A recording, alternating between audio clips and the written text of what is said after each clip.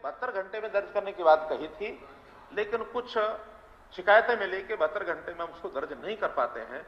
तो पहले तो किसान के लिए उसका समय हमने 7 दिन कर दिया है कि अब 7 दिन में अपना वो क्षति का आंकड़ा, किले का नंबर डालेगा और वो जो भी उसका सिस्टम है उसमें 7 दिन में अपना वो खराबा डाल देगा, मेरा इतना खराबा हुआ है।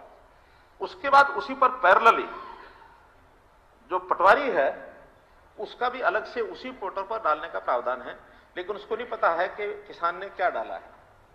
उसी पोर्टल पर कानून को अपने इलाके का क्षति डालेगा, कितना नुकसान हुआ है, उसको भी नहीं पता लगेगा कि पटवारी ने क्या डाला है और किसान ने क्या डाला है। कानून के बाद तहसीलदार भी यही काम करेगा, और ये जब 4 लोग कर लेंगे, इसके बाद उसमें से एसडीएम 10%, एसडीएम 25% और डीसी 10% एट रैंडम उसमें से लेगा और उसका जाके जायजा लेगा। तो 6 लोगों के लिए में है, कोई नहीं, जितना लगेगा लगेगा। हमको उसकी अथॉरिटी पर विश्वास है कि जब 6 लोग को, उनका काम क्या है, यही काम है। पटवारियों का भी यही काम है, कानूनगो का भी यही है और तहसीलदार का भी है, सबके काम है ये। अगर वो एक ही आदमी के ऊपर सब ठप्पा लगाते जाएंगे तो जहां गड़बड़ हो गई, ज्यादा हो गया तो ज्यादा चलते चलते आ जाएगा और कम हो गया तो कम चलता चलता चला जाएगा। तो अभी तो जो ये है इसमें एग्रीकल्चर का भी रोल बता रहा हूं। ये सब होने के बाद, डीसी के उसारे के बाद फिर फसल कटती है। उसके लिए हमने मेरी फसल मेरा ब्यौरा एक पोर्टल बना रखा है। उसमें किसान कितनी फसल अपनी डालता है उस एकड़ के हिसाब से ही बताएगा, मेरी इस एकड़ में इतनी फसल हुई, इस एकड़ में इतनी हुई। और ये जो चारों का जो अनुमान या जो उनका एंट्रीज है, उस मेरी फसल मेरा ब्यौरा के साथ भी मिलान होगा। ये कोई व्यक्ति नहीं करेगा, ये सब आर्टिफिशियल इंटेलिजेंस के माध्यम से अपने आप पोर्टल पर आएगा कि ये इतने डिफरेंस में सब हैं और इसका गैप इतना ज्यादा है, लोएस्ट एंड हाईएस्ट। जो लोएस्ट हाईएस्ट है उसका जरूर हम विचार करेंगे कि इसमें किसने क्या गड़बड़ की है। उसमें भी क्योंकि 6 जगह हुआ है तो 5 जगह, तो 5 जगह में से किसका सबसे ज्यादा ऊपर है, क्यों, इसके अंदर बहुत खेल हो रहे हैं। खेल ऐसे ऐसे हो रहे हैं, एक जिले की एक फसल का हमारे पास शिकायत आई कि खराबा हो गया, कई 3 साल पहले की बात है। उस समय ये सारी व्यवस्थाएं नहीं थी, केवल मेरी फसल मेरा ब्यौरा था और कोई फसल नहीं थी और कोई ये व्यवस्था नहीं थी। आ गया यहां अधिकारी ने उसको मान करके और उसका कुछ पैसा 18-19 करोड़ का मुआवजे का भेज दिया। और जब भेज करके मेरी फसल मेरा ब्यौरा में, यानी इशू करने से पहले उसमें मिलान होता था, ये उस समय उनको बताया था इशू तब करो जब मेरी फसल मेरा ब्यौरा में उसका क्या बोया हुआ था, कितनी बिक्री हुई। तो जहां जिस फसल के लिए मुआवजा लिया गया वहां वो फसल बोई ही नहीं थी, बोया कुछ और, नुकसान किसी और का दिखाया और दिखा करके मंजूर करा लिया। अल्टीमेटली उसमें व्यवस्था थी कि मेरी फसल मेरा ब्यौरा में अगर वो नहीं अथॉरिटी होता है उस पैसे को वापस मंगाएंगे, 11.5 करोड़ रुपया उसमें से वापस आया। तो ये चीजें हैं। अब इसमें कौन कहां गड़बड़ करता है, इनको चेक करने के लिए हमें व्यवस्थाएं तो खड़ी करनी पड़ेंगी। और ये व्यवस्थाएं अगर पारदर्शिता से हम स्वीकार करेंगे तो बहुत सुखी रहेंगे, नहीं करेंगे तो कोई ना कोई हमारे कपड़े फाड़ता रहेगा। इसलिए ये हमने सब इसकी व्यवस्था कर दी है। और जो गिरदावरी होती है, जब जनरल गिरदावरी होती है उस समय उस जनरल गिरदावरी में ये सारी व्यवस्थाएं की गई। हाँ, जनरल गिरदावरी किसी फसल की टाइम के हिसाब से टाइम तय होता है, खत्म हो जाए, उसके बाद कोई अचानक विपत्ति आ जाए, ओला पड़ गया, बरसात हो गई, कुछ और नुकसान हो गया, फिर स्पेशल गिरदावरी कराई जाती है। और स्पेशल गिरदावरी का तो टाइम बाउंड होता है, 3 दिन में स्पेशल गिरदावरी जाकर के करो जहां नुकसान हुआ। वो डीसी की देखरेख में होती है ताकि उसका फिर नुकसान बाद का भी आंका जा सके। इसलिए और जो ये कहा जाता है कि आपने इंस्ट्रक्शन नहीं दी अभी खराबे की, ये भी जहां से समाचार गलत है। कोई इंस्ट्रक्शन कभी जाती होंगी, हमने सुना है, बताया जाता था कि यहां 10% ज्यादा नहीं दिखाना, यहां 25 ज्यादा नहीं दिखाना, और ये इलाका है यहां 70 दिखा देना। ये इंस्ट्रक्शन जाती रही थी, अब एक भी नहीं जाएगी। कोई डीसी कह दे कि इंस्ट्रक्शन नहीं आई है, उसका नाम लेकर के हमको बता देना, उसी दिन हिसाब किताब ले लेंगे उसका, कोई इंस्ट्रक्शन नहीं भेजेंगे। नहीं, वो सारा अगर इस प्रोसेस में क्लियर हो चुका है, मैं क्या कह रहा हूं, जो इस प्रोसेस में क्लियर हो चुका है उसका तुरंत मिलेगा, और जो इस प्रोसेस में क्लियर नहीं हुआ है तो जरूर कहीं ना कहीं गड़बड़ होगी। मैं बता रहा हूं, अगर कहीं कोई गड़बड़ होगी तो पता लग जाएगा, और नहीं तो आप कहां का बकाया है वो सारा हमारे रेवेन्यू सेक्रेटरी को सब बता दें लिख करके, एक एक का जवाब देंगे, एक एक का जवाब देंगे। विषय आता है स्वामित्व, कि स्वामित्व से रावदान सिंह जी ने यह विषय उठाया, स्वामित्व से बड़े परेशान है लोग। देखिए, स्वामित्व ये हमने शुरू किया था 2017 में, और क्यों शुरू किया था? लाल डोरा गांव का जो होता है, डिमांड तो ये आती थी लाल डोरा बढ़ा दो। क्यों बढ़ा दो? लाल डोरा में कोई नियम लागू नहीं होता, किसी को बेच दी, खरीद दी, उसका तो रेवेन्यू में भी उस मान्य नहीं है। सब कहा कि लाल डोरा में तो केवल पंचायत को अधिकार है, वो जो कुछ कह दे वो फाइनल है। लेकिन इसके कारण से झगड़े बहुत थे और कई तरह की मिसमैनेजमेंट इसके अंदर होती थी। हमें अल्टीमेटली कुछ लोगों ने विचार दिया कि लाल डोरा बढ़ाने के बजाय लाल डोरा खत्म कर दो। हमने उस विषय को समझा तो ध्यान में आया कि हाँ ठीक है, पहली बार पंचायत का ग्राम सभा के नाते जो कोई कह देगा कि इसकी तो जमीन है, इसकी है, इसका मालिक है, इसका मालिक है, वो तो उसकी माननी पड़ेगी। लेकिन उसके बाद उसकी रजिस्ट्रियां करा दो, मात्र 100 रुपए में हर एक की रजिस्ट्री कराई जा रही है। नहीं, कोई बंद नहीं हुई। मेरा कहना है कि कहीं की बंद हुई है तो बता देना हमको। और जो कंप्लीट नहीं होंगी, केवल लाल डोरा के अंदर की बात है, लाल डोरा से बाहर नहीं, क्योंकि एक आबादी लाल डोरा से और फिरनी के बीच में भी है। नहीं, वो सारी, अब जो एक बार सुनिए, जो एक बार हो चुकी है वो नहीं होगी फ्री। मैं क्या कह रहा हूं, जो एक बार हो चुकी वो तो आगे उसी रेवेन्यू का हिसाब है, उसी से होगी। पहले टाइम की जो रजिस्ट्री है वो 100 रुपए में है। और अगर मैं कह रहा हूं अगर कहीं की बंद है तो मैं उसकी जानकारी ले लूंगा। हमारे अधिकारी सुन रहे हैं, मैं आज ही कह रहा हूं कि फर्स्ट टाइम की रजिस्ट्री हमको इंश्योर करेंगे हम कि एक बार जितने लाल डोरा के अंदर की रजिस्ट्रियां हैं फर्स्ट टाइम करा लें, और जिन्होंने नहीं कराई उनको टाइम बाउंड भी करेंगे। हो सकता है कि वो फिर भी ना करा रहे हो, ठीक है जी, क्यों करानी, 100 रुपए भी क्यों देना, वो बंधन लगाएंगे कि इस टाइम के अंदर जो करा लेगा, इसके बाद फिर रेट पूरा कर देंगे। क्योंकि 100 रुपए तो इसलिए भी पहली बार करा रहा हो, पंचायत के कहने पर करा रहा है, लेकिन इसको अनएंडिंग नहीं रख सकते। उसका टाइम बाउंड हो सकता है, इस टाइम बाउंड के आधार पर ही कहीं बंद कर दी हो, लेकिन एक मौका देने के लिए और हम करेंगे। और उसके लिए जहां जहां जिन गांवों में लाल डोरा के अंदर, क्योंकि उनकी ड्रोन मैपिंग सब गांव की हो चुकी है, हर एक का पता लग गया है कि ये प्लॉट इतना यहां से यहां तक इसका है, वो ड्रोन मैपिंग के आधार पर ही उसकी रजिस्ट्री होनी है। वो जहां नहीं बंद है, जहां उसको खुलवाएंगे और एक मौका देंगे। कई जगह फैमिली डिस्प्यूट है जी आपस के अंदर। हाँ। फैमिली डिस्प्यूट के कारण वो करा नहीं पा रहे। नहीं, अगर फैमिली डिस्प्यूट होगा उसकी भी कोई प्लानिंग बनाएंगे हम, कोई वो अपना डिस्ट्रीब्यूट करें, कोई पॉलिसी बनाएंगे, या तो उस फैमिली का डिस्प्यूटेड रजिस्ट्री करके और उसको जमा करा देंगे कोर्ट में या कहीं भी।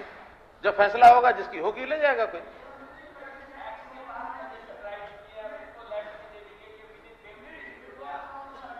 मैं कह रहा हूं ऐसे डिस्प्यूट भी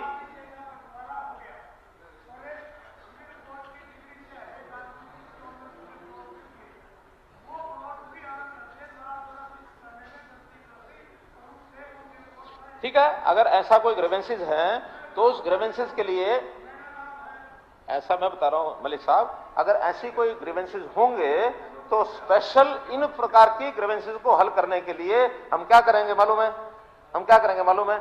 हम एक और पोर्टल बना देंगे।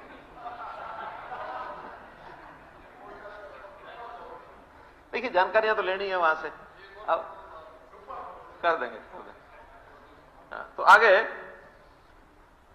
कुल मिलाकर ये लाल डोरा की व्यवस्था खत्म करने, स्वामित्व की योजना मैं आपको बताना चाह रहा हूं पूरे हाउस को कि हमारे शुरू करने के बाद पहला प्रदेश हरियाणा ही था, और ये हमने यहां शुरू किया था, किसी को ध्यान नहीं था। बाद में प्रधानमंत्री जी ने हमसे पूछा स्पेशली क्या है, जब उनको सारा बताया, उन्होंने अपने अधिकारियों से चर्चा की और अंततः आज 8 प्रदेशों में स्वामित्व योजना ये सारू चालू हो गई और सब जगह ड्रोन मैपिंग हो रही है। ये जमीनों के झगड़े बहुत हैं और इन झगड़ों को हल करने के लिए जब तक हम टेक्नोलॉजी का सहारा नहीं लेंगे तब तक ये चीजें हल होने वाली नहीं है। आज भी 50-50 साल 100 साल पुराने डॉक्यूमेंट ढूंढने पड़ते हैं, किताब वो गल जाते हैं, किताबें खत्म हो जाती हैं, नष्ट हो जाते हैं, रिकॉर्ड नहीं मिलते हैं। तो इसलिए उस सारे को डिजिटलाइज करना बहुत जरूरी है, इस पर हम सारा काम कर रहे हैं। विषय था केएमपी को, ये क्या है? ये नेशनल हाईवे है, स्टेट हाईवे है या क्या है?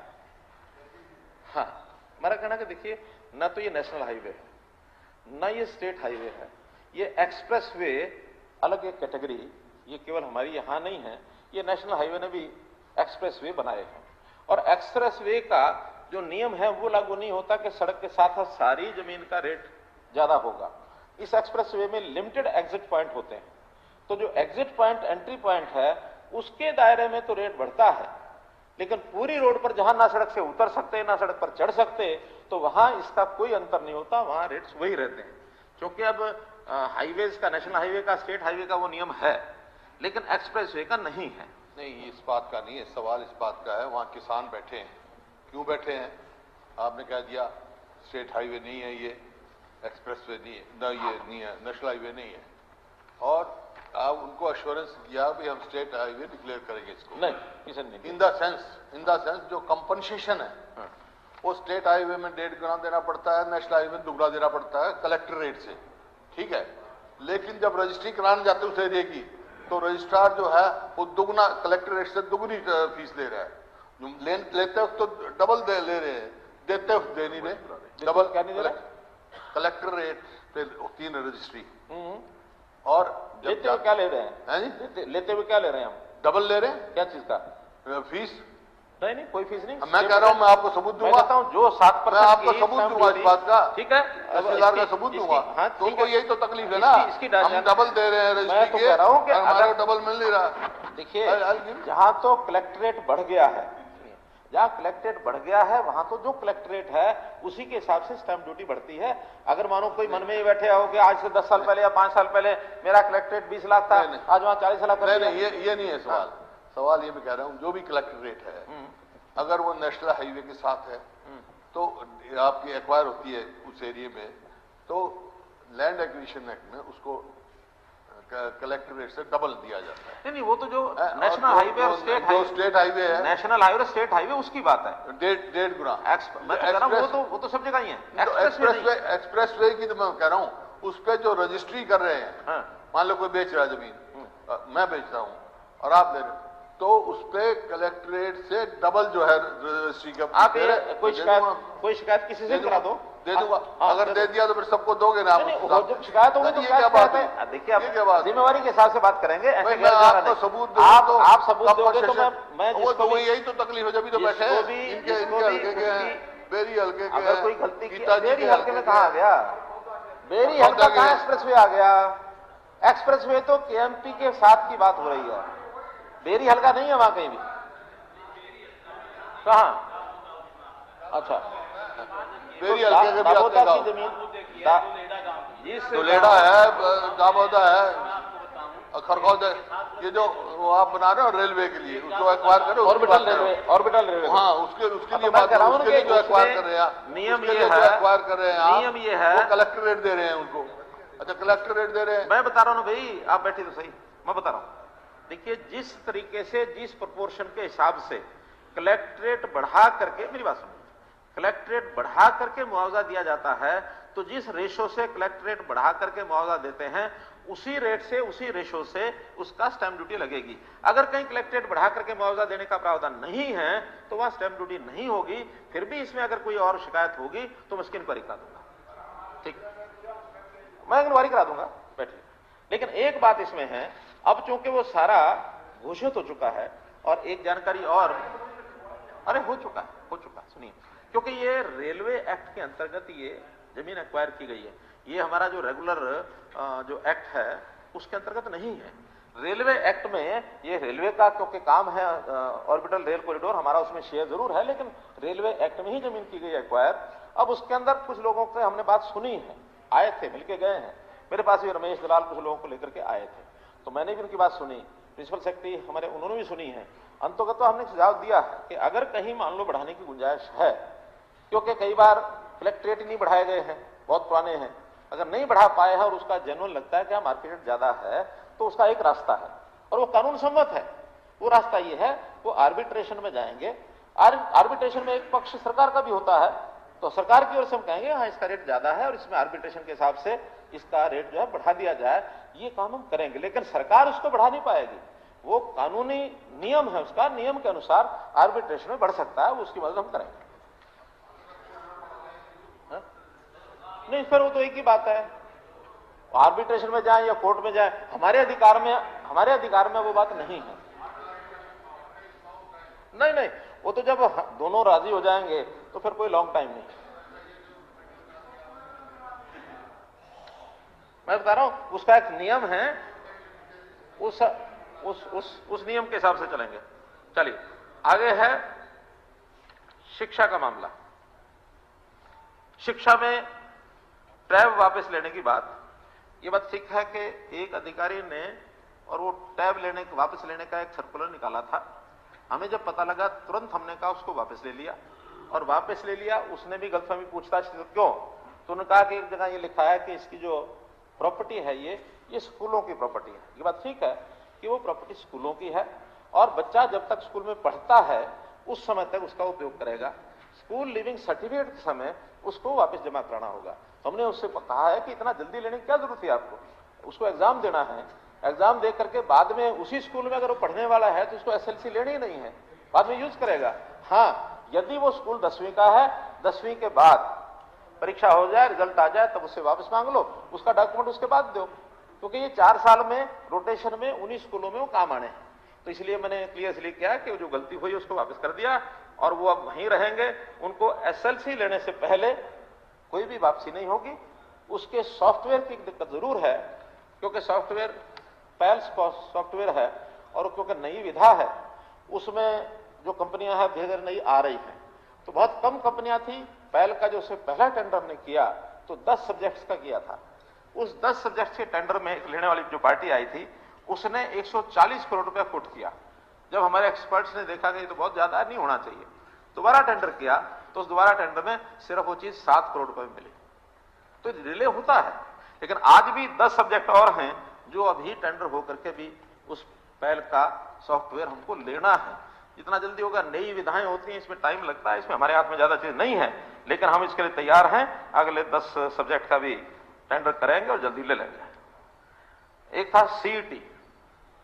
सीईटी हर साल होना चाहिए, ठीक है, हर साल होगा। 4 साल में एक बार हुआ, पहली बार हुआ है तो पहली बार, तो आज तक नहीं हुआ तो कितने सालों में पहली बार हुआ है। इसलिए सीईटी हर साल ग्रुप सी का और डी का। अभी तक हमारी योजना ये थी कि इसको अलग अलग समय में करेंगे, ताकि जो सी में सिलेक्ट हो जाएं, बाद में उनको सबको डी की भर्ती में भी मौका मिल जाएगा। अभी एक नई योजना हमने आपस में बैठ के जो विचार की है, और जरा एजी साहब से या एक्सपर्ट से पूछेंगे कि हम उसको साल में एक ही बार करेंगे, सी और डी दोनों का मिला के करेंगे। जो क्वेश्चन पेपर उसका होगा वो डी के बराबर, अर्थात 10वीं का इक्विवेलेंट वो होगा, लेकिन उसमें 2 ग्रुप रहेंगे, और जो सी वाले जिन्होंने फॉर्म भरा है उनको एक अलग से 20 या 25 क्वेश्चन का एक एडिशनल पेपर मिलेगा। उनके सेंटर्स अलग होंगे, उनके सेंटर्स अलग होंगे, और इनको एडिशनल पेपर सॉल्व करने के लिए समय आधा घंटा ज्यादा दिया जाएगा। मानो वो 2 घंटे का तो उनको 2.5 घंटे मिलेगा, वो 2.5 घंटे का तो उनको 3 घंटे मिल जाएगा, ताकि उसी समय एक एडिशनल पेपर भी ग्रुप सी का अलग हो जाए। बेसिक पेपर 10वीं वाला वो सबका एक रहेगा, बाद में उसी हिसाब से जैसे पहले चल रहा है, सी का एक एग्जाम चूंकि और होना होता है अलग अलग पोस्ट के हिसाब से, डी का बाद में कोई एग्जाम नहीं होगा। सी की सिलेक्शन के बाद जो उसमें हायर मेरिट वाले होंगे उनको डी की नौकरी ऑटोमेटिकली उसमें से दे दी जाएगी। तो ये अगले साल के लिए मैं जरूर घोषणा की है, लेकिन इसमें टेक्निकल बातें एक बार इंश्योर करके तब इसको फाइनल करेंगे। 24 घंटे बिजली। एम्स का तो हमारे हाथ में नहीं कुछ भी। नहीं, मैंने अभी कुछ नहीं कहा। महामहिम ने कहा है, मैंने कह दिया। देखिए, उन सारी बातों का जवाब आज नहीं देना मैंने जो उसमें से इंपॉर्टेंट मुझे लगा कि महत्व की बातें हैं, इनको दिया जाए, एक एक चीज का, एक एक विषय का। और कुछ बातें आज, अरे भैया कुछ बातें आज होंगी, कुछ कल होंगी, कुछ सेशन तो अभी और 4 दिन, लेकिन अभी आज में, और फिर अभी तो मैं बोल रहा हूं, क्या मतलब बोल ही देता। इतनी जल्दी क्या पड़ी आपको, इतनी जल्दी क्या पड़ी है? थोड़ा धैर्य से सुनो। हाँ, तो धैर्य से सुनो, बहुत विषय है, लेकिन मेरा ये कहना है कि जितने विषय मैं बता सकता हूं उसमें अधिकतम बताने के लिए, हुड्डा साहब तो घड़ी देख रहे हैं कि फ्लाइट तो नहीं है, कोई फ्लाइट तो नहीं जाने वाली। मैं पढ़ूंगा। मुझे तो ये है कि कल का बजट भी लंबा हो रहा है, और आप लोगों ने फ्लाइट पकड़नी है। मुझे पता है कि आपने जाना कहाँ, रायपुर। नहीं, आपकी फ्लाइट है 3 बजे की, मुझे पता है। 2 तो नहीं ना? अभी रोक रहे हैं, कोशिश करूंगा, हाँ कोशिश करूंगा 10-15 मिनट आगे पीछे।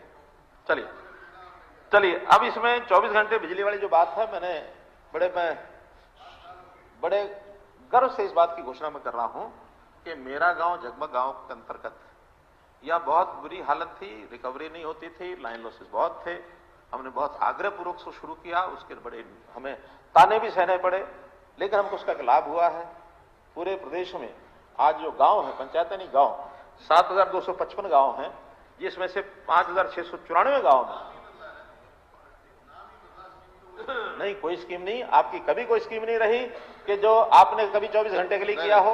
मुख्यमंत्री जी बिल्कुल ये था कि गांव जो सारा बिल देगा 24 घंटे बिजली मिलेगी, हमारे समय बिल्कुल स्कीम थी, नाम आपने बदल दिया, वो ठीक है। चलो मैं ऐसा करता हूं, 2014 का एक आंकड़ा, 2014 का एक आंकड़ा निकाल के बताऊंगा कि उस समय 24 घंटे वो स्कीम तो जो लागू करा सको वो स्कीम है, जो आप लागू ही ना करा सको तो उसकी स्कीम का क्या फायदा है। वो निकालेंगे गांव, वो निकाल के बताएंगे। तो इसलिए अब 24 घंटे की, हाँ कुछ छोटी मोटी दिखते हैं, कहीं इंफ्रास्ट्रक्चर की, कहीं ट्रिपिंग की, कहीं ओवरलोड की, कहीं लाइट की थोड़ी कमी होती है उस समय भी। तो इन सारी बातों को लेकर के वो शिकायत कहीं कहीं आ सकती है किसी गांव में, अन्यथा हमने 78% गांव में और बिजली ये पूरी कर दी है।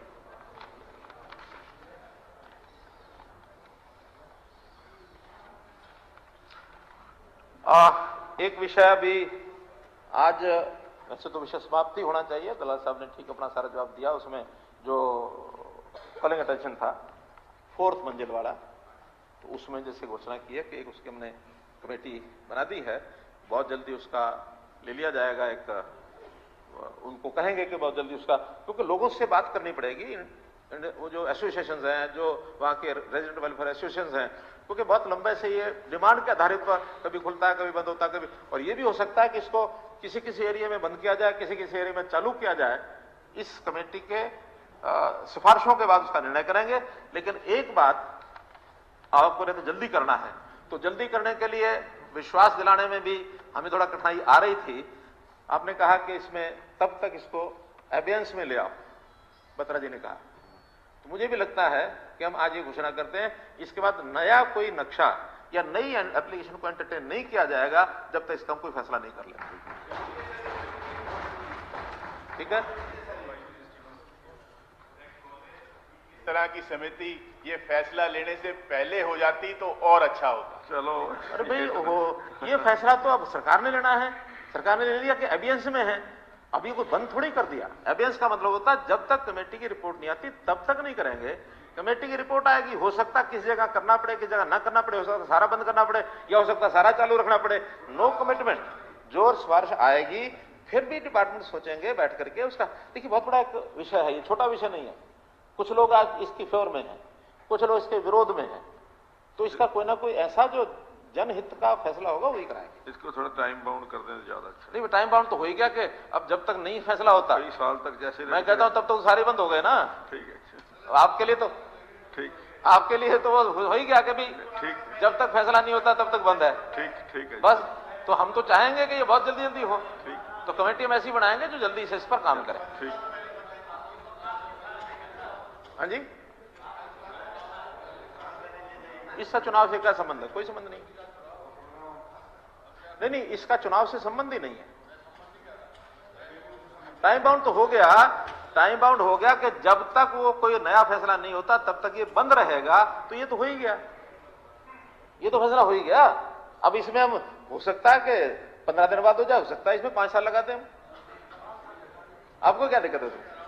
वो तो जिनके बंद करने की मंशा थी वो तो हल हो ही गया ना। ठीक है,